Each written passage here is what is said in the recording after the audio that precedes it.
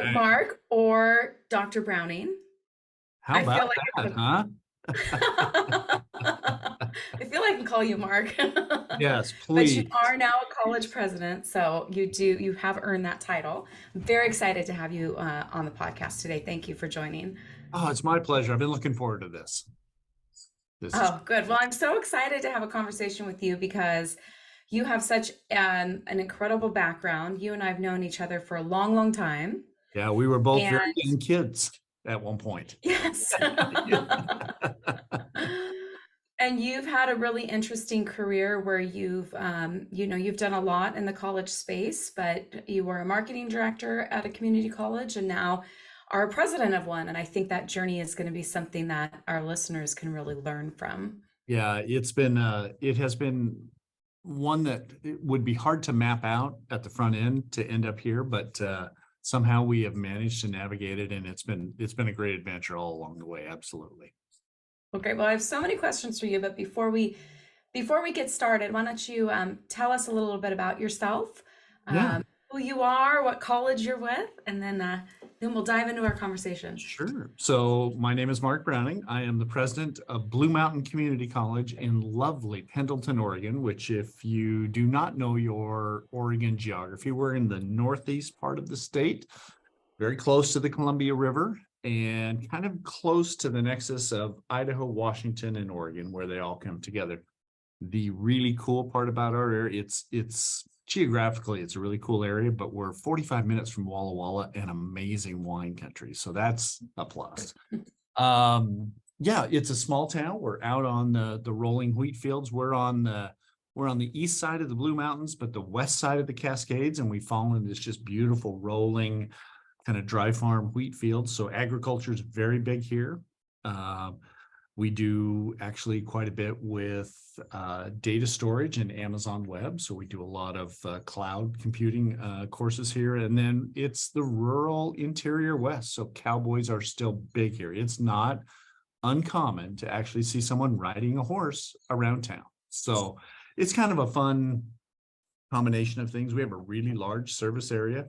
We have a main campus in Pendleton and then 4 service areas that span about 16,500 square miles. Our district is 3.5 hours from one side to the next, north to south, about 5 hours over some really open and some fairly mountainous terrain. So a lot of acres, a lot of miles, a lot of cows, not a lot of people. So So, do that's you ever ride a horse in between your satellite campuses? not well, no. I'm more of a motorcycle rider. I'm more of a dirt biker. So yeah, the cowboy thing does not we love them here and we celebrate it, but I'm not a good horse rider. I'm very good in the back of the wagon, not so much on the front in the saddle. So yeah, my legs drag on the ground. It's got to I be. was gonna say you're a really tall guy, so I don't Yeah, I'm 6'4", 6'4.5". You got to have like a Percheron or a Shire or a Clydesdale to carry me around. know. Like the Budweiser Clydesdales. I could see you Exactly. rolling around town with those. Well, I like where they eventually end up because it's always close to the factory. So that's not a bad place to go. See, this is why you and I always got along so well when we are on the NCMPR board. Yeah. Yep, absolutely. We knew where to go. We knew where to go. Now, prior to becoming college president, you were the marketing director for a college. Now, was it in Idaho? Is that Yeah, correct? so I spent quite a bit of time in Idaho. My first foray into education was at the Idaho State Board of Education. And in Idaho, that's a K to 20 board with oversight from everything from early childhood clear through doctorate programs. There are 4 community colleges in Idaho. And while I was at the state board, I did legislative work and communications work for them. And I really found myself kind of aligning with the mission and the culture of a community college. And so an opportunity came to go and serve as in a vice presidency role at North Idaho College in Coeur d'Alene, and went there for 5 years and loved it. Did communications, government relations, had the marketing and community relations departments, and worked a lot there. And that's where you and I first met on the NCMPR board. I was in Coeur d'Alene, and beautiful campus and right on the banks of the lake. And That took me eventually back down to the Boise area, where I was in a similar role at the College of Western Idaho, which was a new college at the time. It was only 5 or 6 years old. And so we worked to get our original standalone accreditation, much bigger. It was in a metro area. Boise, Nampa, Caldwell was the largest area in the country without a community college in 2007, when the college was voted into existence. And when we opened our doors in 2009, we had 1,200 students our first semester. We had 3,600 by the fall. 5 years later, we were knocking on the door of 30,000 students that we were serving. Wow. So it just ballooned. And Yeah. that was a great and wild ride, just dealing with all that growth and expansion and trying to find places to hold classes. And yeah, that was an incredible opportunity. And so between the two, I had North Idaho College, which it was a 80-plus-year-old, institution that had been around since 1933, and then CWI that came around really in the modern era. It was a great background set that led me over here to Blue Mountain. Wow, I can't imagine the chaos that Oh, happened with that's a growth so great way to quickly. describe it. Yeah. On our good days, it was controlled chaos. And what an exciting role for you to be in to help shepherd that growth. I mean, clearly there was a community need, but was anything else done to help get the word out or to drive that type of enrollment? It really was, Cheryl, a true partnership between business, industry, community at large, and the college. So the genesis of that college really was the College of Technology at Boise State University. And BSU really wanted to kind of pivot and get more towards an R1 research status. And they felt to do that, they needed to kind of leave their roots behind. They had come up as an original junior college and then a comprehensive community college before they converted to a 4-year. So moving those programs over to what became the College of Western Idaho was really the genesis of it. And we really embraced that workforce and community education side of it. And then when you had industry that needed so much customized training, it really was a great dovetail. And we partnered well with the state legislature and the local counties to help make sure that we were in a position to do that. And it's really turned out to be one of the great success stories, I think, for community colleges now in the modern era. Yeah, I would say so. And I'm sure it prepared you for the job now. I mean, how has all that work in the communications arena prepared you to become a college president? These jobs, Cheryl, are really, they're so different than what they used to be perceived to be. It was someone who had been a tenured instructor or had an expansive background in perhaps student services. And those are all really important. But these jobs really do center on relationships, and they center on taking those relationships and finding the path forward that's going to best serve that community, and then working those relationships such with your legislature, with your community groups and industries, such that you can move the institution forward. It's less about knowing all the intricacies of a pedagogy that's going to give you the best outcome there. It's less about knowing all the intricacies of financial aid or advising. It's more about relationships and being able to cultivate new ones, fundraising. And it's a lot about what you and I used to do almost full time, which was government relations. You're in a partnership with your state. Here in Oregon, at this institution, our largest funding stream is our local property taxpayer. So we're in a partnership with our counties and our property taxpayers, and we have 3 counties that we serve. So for us, it is really understanding how all that works, and not just how you get more, but what you're delivering for that. And then the communication of that message back. Here's the return on your public dollar invested, and here's what it's doing for you in your area. So that's where I think that preparation, this is something that we've talked about, for years, that people in the communication side of community colleges often think, hey, I'm going to get to be the executive director of my department, or maybe an AVP, or maybe a VP, and that's it. No, you're in the best position to serve as president because you understand message. And I hate the term spin. The minute you spin, you lose all credibility.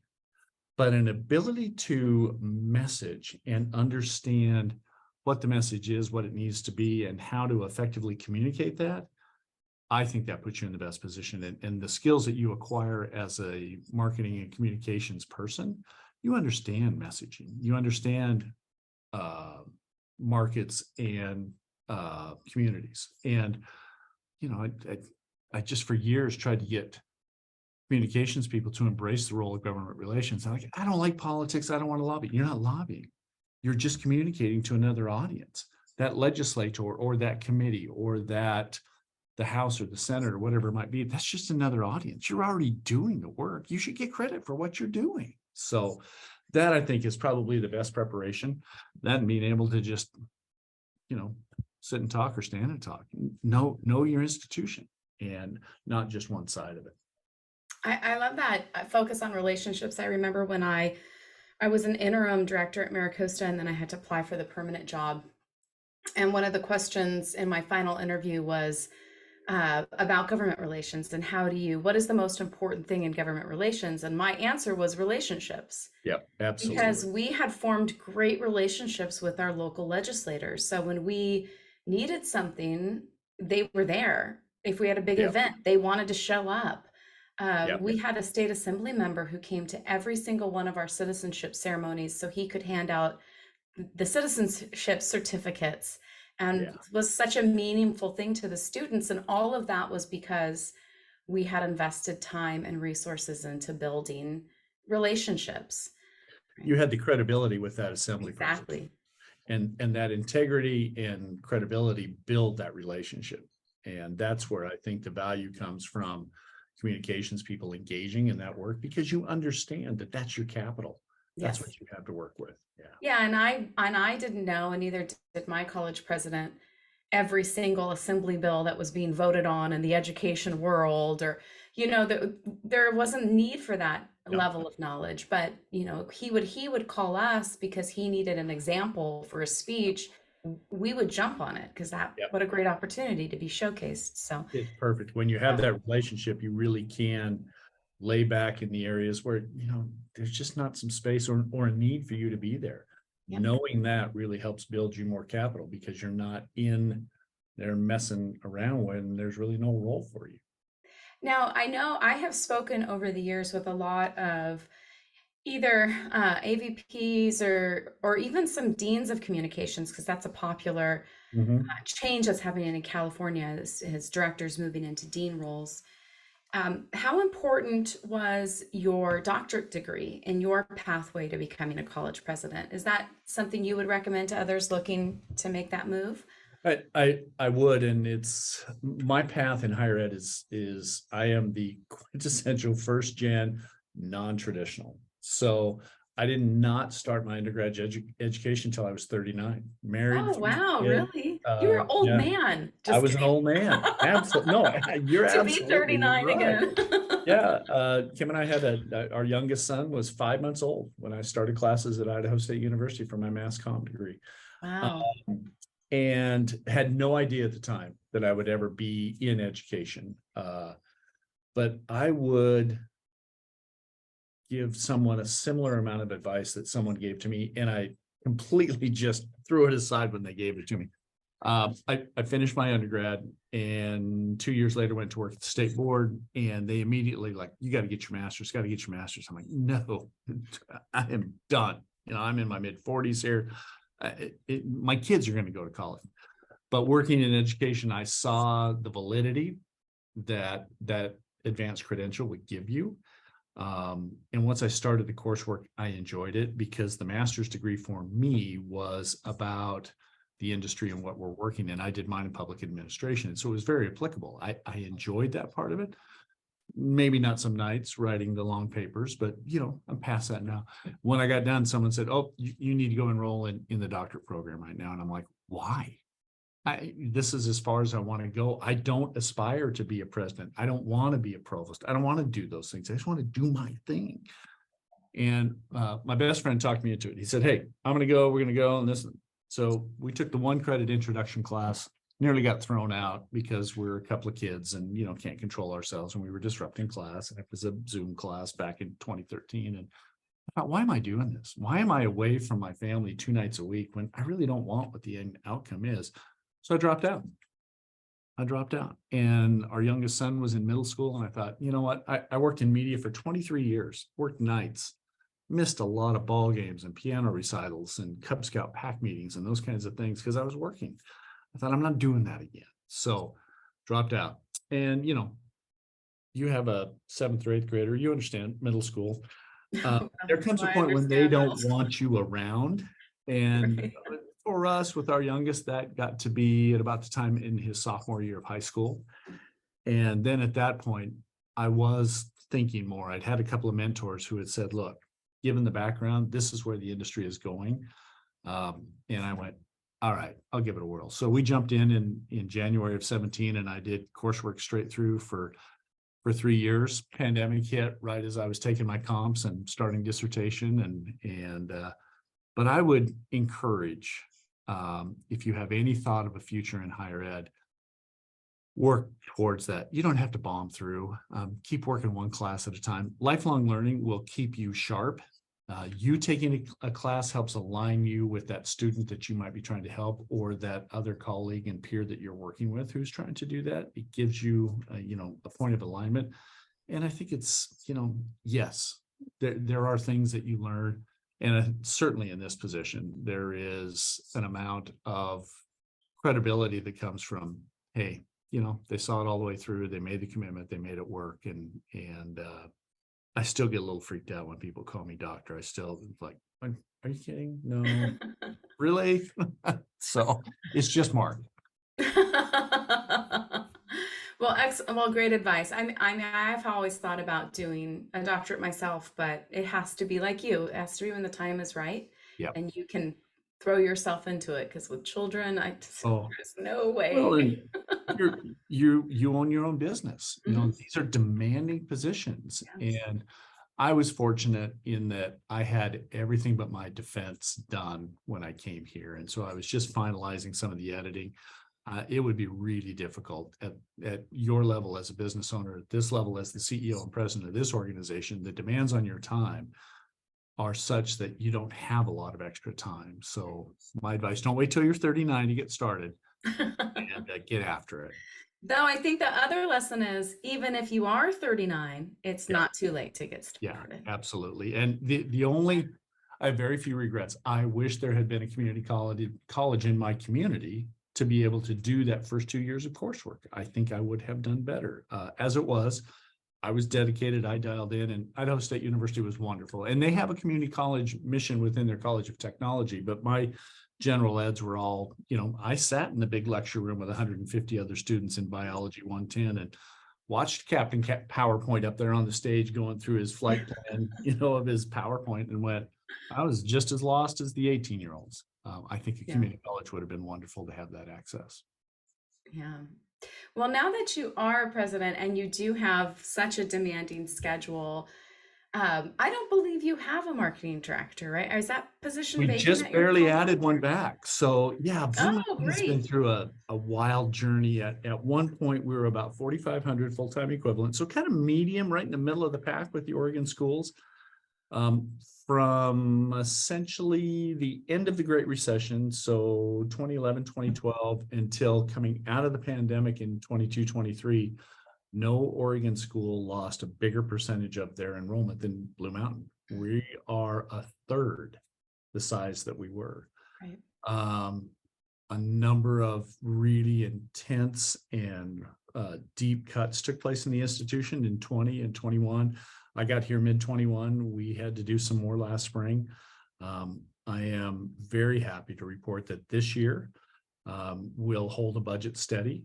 We won't eliminate any more instructional positions in our general fund. We have one contract with the state with corrections education that we're just going to let expire because we don't get enrollment calculation off that. And quite frankly, we need to turn our attention to areas where we can grow enrollment, which with the upcoming potential for Pell for prisoners that's coming out of the feds, that's an area we want to concentrate on. So in all of those cuts, the entire marketing department was eliminated in 2020. Wow.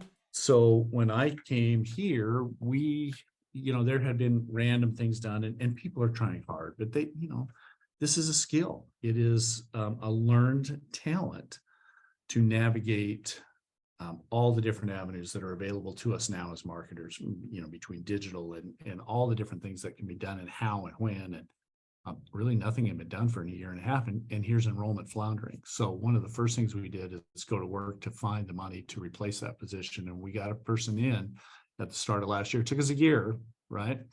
And we got a person back in, and we're already seeing results. Our enrollment's up 2.5% this year. And we're seeing results. So, if no one's telling your story, how do they know about you? Yep. They just. And that's it's a position that always seems to end up on the chopping block when times get tough, but it's the one that's going to help you turn the ship around. I know why. I don't understand why. And it's because we as marketers probably have, everybody watches shows, they see advertising, and they feel like they're experts, right? I know how to reach. Hey, I'm not interested in a 48-year-old with masters, right? I need the 27-year-old who's got an $800 truck payment over here who just simply can't hang sheetrock anymore. That's why the marketing is always, somebody can pick that up. We can run some ads. We'll get somebody to do it. The expertise that's needed for your local market is really best navigated by someone who knows the local market. And there are many other protections in place for a lot of the other employment classifications that just, quite frankly, make it easier to go that way. It's a really bad move. When businesses are down, that's when you should be looking at expanding your marketing efforts, right? It's business 101. When everybody else is retreating, you go out and you hit it harder. So, right. And you don't stop just because things are great either. You got to go get more. Telling your story, right? and then there's always a turn. There's ups and downs, and you have to be there the whole time. Yeah. Someone's going to tell your story. It better be you. It better be you. Exactly.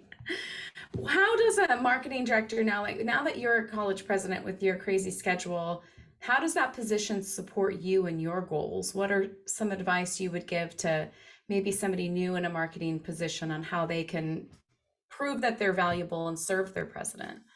It's more than just setting up what's the run of the schedule going to be, and here's the ads we're going to run. This is our message. This is our new tagline. This is our hashtag. It's really anticipating what the communication needs are going to be for your president, who is here, there, and everywhere. And your day goes, you never know who you're going to talk to during the day. So having the materials available to you. Do you have a fax at a glance? Do you have a strong digital presence that president can take their phone and text? Look, here's a number of things. Here's a QR code that would get you, I can send you this. Boom, gives you everything. Making sure that they have that information at their fingertips in a form that's digestible, easily digestible, because you just don't know as a president, am I going to be talking to the CEO of the local tractor company in our area? Or am I talking to someone who's looking for food processing help? Or am I dealing with someone at Amazon who's looking for another camp to teach people how to splice fiber? You can have all that within 2 hours. So from a marketing and communication standpoint, make sure that you're anticipating the needs of all the different conversations that your president might have, and that they have that information, and that they're kind of trained up. You and I have an advantage in that we've been doing this kind of work on the other side, but you get presidents who really sometimes they're not very comfortable in front of people. And this is, people, you run into somebody in an airplane, or, well, not with the airplane, but you're on the airplane, and someone says, hey, what do you do? Oh, I'm in the people business. What is that? Well, I'm in community college education, but I work with people. We provide opportunities for people to have a pathway to a better life. I don't work in education, I work in the people business. Well, working with your president to be comfortable, not in a pitch, but in storytelling. Right. And understanding that maybe they have to picture it in their mind that there are 4 slides right in front of them, right?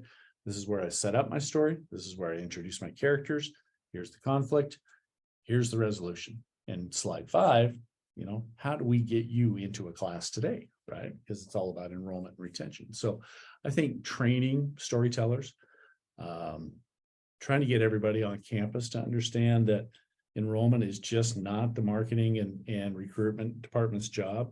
It's everyone's job. Retention is everyone's job. So yeah, all of those things I think are how communications people can really help serve the presidency. And I like that idea of anticipating your president's needs. And I think there are definitely some college presidents I've worked with who don't fully utilize their public information office. And so I think you need to be the one to go to your president and say, what can I help you with this week? What can I provide you? Who are you meeting with? What do you need? And that helps elevate you as well to become more of a Oh, central role. I totally agree, Cheryl. And, we're a small institution. So, our person walks in, the office on the other side of the wall, they walk right in and say, hey, what do you got going this week? If you're at a larger institution or your chancellor's office, get to know the executive assistant. That's your gatekeeper. Hey, what's the president got going in the next 2 weeks? I've got some ideas on how I can help them. I know that a meeting with the board is coming, or the legislative hearing is coming. Here's some ideas. Can you get me 10 minutes? I'll have everything to you ahead of time. Just anticipate. Try to be anticipatory as possible. A little funny story. I went through, gosh, I think my college went through like seven. We had a big scandal and we went in and out of presidents. And one of the presidents I really loved working with actually relied on my office a lot. Yeah. But he was fantastic. He was a fundraiser. He Yeah. was just so engaging. People wanted him to speak everywhere. So we supported him a lot. Well, I wrote a speech for him, and he couldn't read a speech. He had to have just bullet points Yep. because he wanted to speak extemporaneously.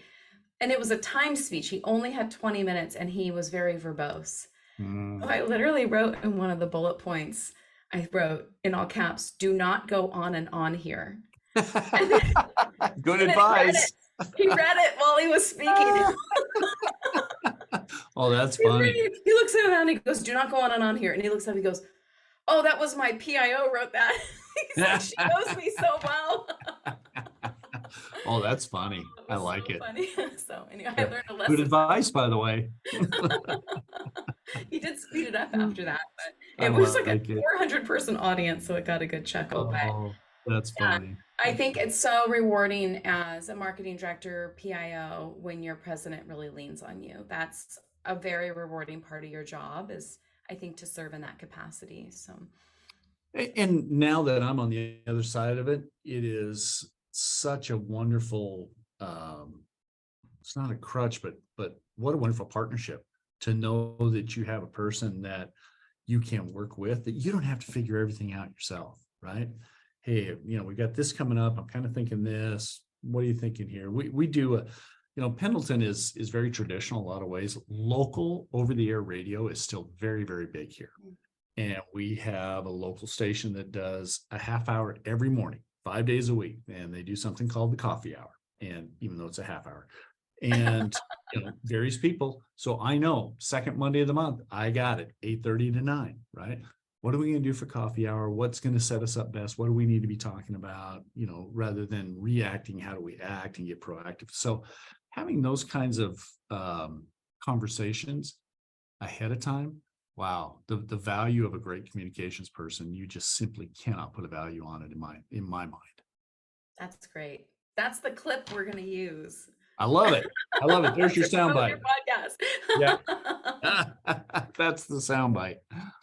Well, it's been so much fun talking to you. And oh my gosh, been fun to catch up. We could go a couple hours, but I know, you're an important CEO. You got things to do. We could. I'm definitely going to keep tabs on how your enrollment's doing. So it's great that you've made a swing and you're committed to getting out there and marketing again. So I'm hoping to see some success stories in the coming year. We're pretty excited. I've been reading all these articles about the doom and gloom that's coming, right? The enrollment cliff is coming and people don't see the value in higher education. And for us here, it simply is just about shifting our direction. We've been really focused on 2-year transfer degrees, and it's always going to be a big part of what we do because we're the access point for students to go on and they want to get into a career in, say, accountancy, or they want to go to law school or whatever they might want to do. But a big share of what we're going to do is really going to be about skill acquisition, and we have expanding fields here in food production, in tech, that are really, and our ag programs, the kinds of things that we're doing now with all the technology woven into the ag approach, but it's more and more concentrated. It's no longer about a 2-year degree. It's maybe a 9-month certificate. Maybe it's a 6-month certificate completion with a demonstration of skill. But there are great possibilities. And that's what's exciting for us, is that we've got different ways to go. We just need to have the courage to respond to them as an institution. And I'm excited for us. Great. Well, I'm excited for you too. And congratulations Thank on you. everything you've done and you've You accomplished. too. Congratulations on your own firm. This is awesome. And I love seeing your success, and going to keep tabs on you too. Excellent. That's a deal. You got it. You got it. All right, Dr. Browning, it was great to talk to you, and I hope you have a wonderful afternoon. You too. You take care, and all the success in the world. Talk to you soon.